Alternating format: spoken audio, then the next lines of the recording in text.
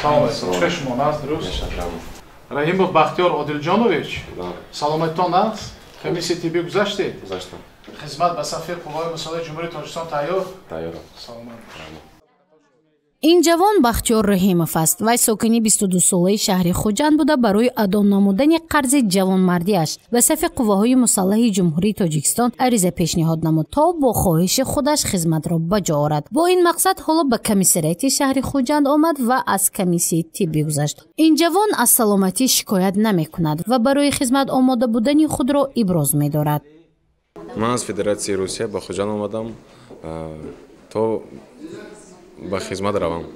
من برای خدمت آماده هستم و دیگه همه جوانان رو توصیه میدهم که با آماده حربی خدمت اشتراک کنند. زیرا ما جوانان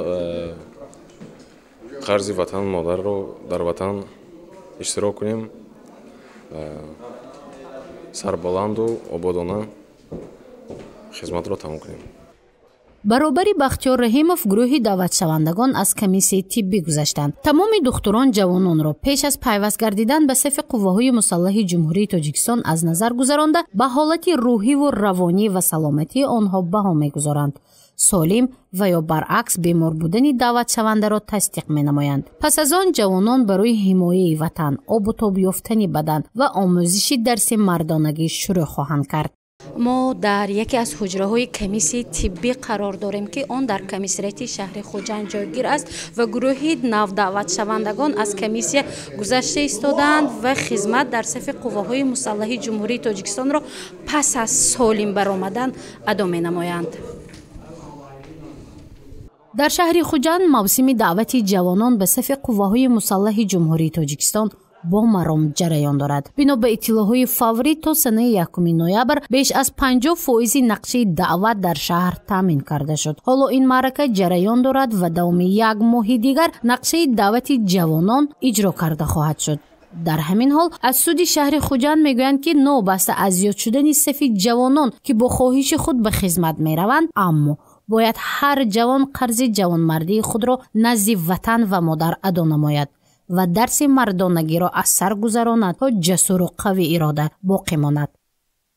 جوانان جمهوری تاجیکستان نوابسته از در کجای قرار دارند باید آمدن به صف قوای مسلح جمهوری تاجیکستان به خدمت وطن مادر سفربر کرده شده، با اختیار خود به صف قوای مسلح شامل گردیده خدمت وطن مادر را از صدق دل به اجرا رسانند.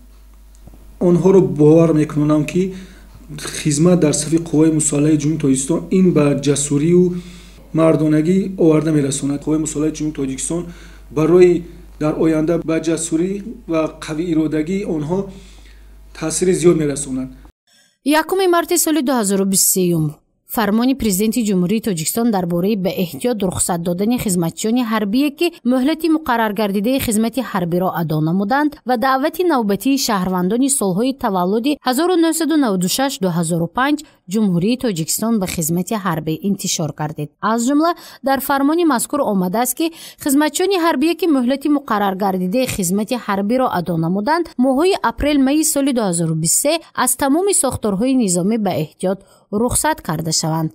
ماه‌های اپریل می سال 2023 شهروندان جنس مرد تا روز دعوت به سن 18 رسیده برای خدمت به ساختارهای نظامی جمهوری تاجیکستان دعوت کرده شوند. آمده است در فرمان سرفرمانده عالی قواهای مسلح جمهوری تاجیکستان. در اساس آن حالا 1 ماه معرکه دعوت سپری گردید و شهر خوجند بیش از 50% نقشه را اجرا کرده است. گزارش مفنوشکور و نسیم رحیمov برای برنامه اطلاعاتی خبر.